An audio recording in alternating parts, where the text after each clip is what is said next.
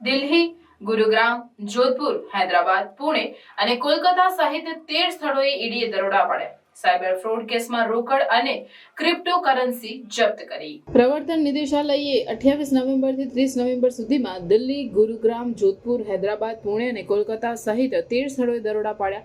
આ દરોડા 640 કરોડના વિશાળ સાયબર ફ્રોડ કેસની ઓનગોઈંગ તપાસનો ભાગ હતો. આ ઓપરેશનમાં 47 લાખ રોકડ, 1.36 કરોડની ક્રિપ્ટોકરન્સી જપ્ત કરવામાં આવી અને બેંક ખાતાઓ ફ્રીઝ કરવામાં આવ્યા. ઈડી દ્વારા પકડાયેલ સાયબર ફ્રોડ સિન્ડિકેટમાં ચાર્ટર્ડ એકાઉન્ટન્ટ્સ, કંપની સેક્રેટરીઝ અને ક્રિપ્ટોકરન્સી ટ્રેડર્સ સામેલ હતા. આ જૂથે ઓનલાઈન બેટિંગ, જુગાર અને ફિશિંગ સ્કેમ્સ સહિતની વિવિધ ગેરકાયદે પ્રવૃત્તિઓ દ્વારા 640 કરોડથી વધુની રકમ ધોઈ હતી.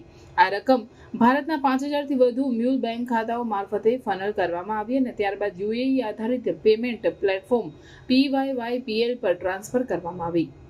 દરોડા દરમિયાન ઈડીએ 2 ચાર્ટર્ડ એકાઉન્ટ્સ અજય યાદવ અને વિપિન યાદવ અને એક ક્રિપ્ટોકરન્સી ટ્રેડર જીતેન્દ્ર કસવાનને ધરપકડ કરી તપાસમાં ખુલ્યું કે આ સિન્ડિકેટ વિદેશમાં સ્થિત હેન્ડલર્સની મદદથી ચલાવવામાં આવી રહ્યું હતું, જેઓ ઇન્સ્ટન્ટ મેનેજિંગ એપ્સ પર ક્લોઝલી હેલ્ડ ચેટ ગ્રુપ મારફતે સંચાર કરતા હતા.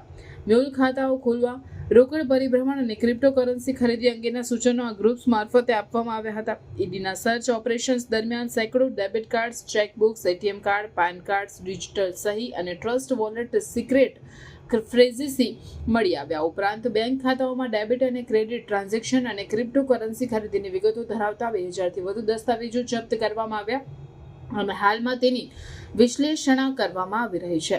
દરોડા દરમિયાન એક મહત્વપૂર્ણ ઘટના CA અશોકકુમાર શર્માના બિજવાસન દિલ્હી સ્થિત સ્થળે બની, જ્યાં ઈડી ટીમ પર આરોપીઓના સાથીઓએ હુમલો કર્યો. દિલ્હી પોલીસે આ હુમલા અંગે FIR નોંધાવી છે અને મુખ્ય આરોપીઓ ભાઈ રાધેશ્યામ શર્માની ધરપકડ કરી છે. ઈડીની તપાસ સેન્ટ્રલ બ્યુરો ઓફ ઇન્વેસ્ટિગેશન દ્વારા નોંધાયેલ 2 FIR પર આધારિત છે, જેમાં સાયબર ફ્રોડનો આરોપ લગાવવામાં આવ્યો છે. એજન્સી શંકા કરે છે કે ગેરકાયદે રકમનો એક ભાગ દુબઈમાં ભારતીય બેંકોના ATM કાર્ડ્સનો ઉપયોગ કરીને રોકડમાં ઉપાડવામાં આવ્યો હતો. તપાસ ચાલુ છે અને ઈડી મની લોન્ડરિંગ નેટવર્કની સંપૂર્ણ વ્યાપકતા બહાર લાવવા માટે કામ કરી રહી છે.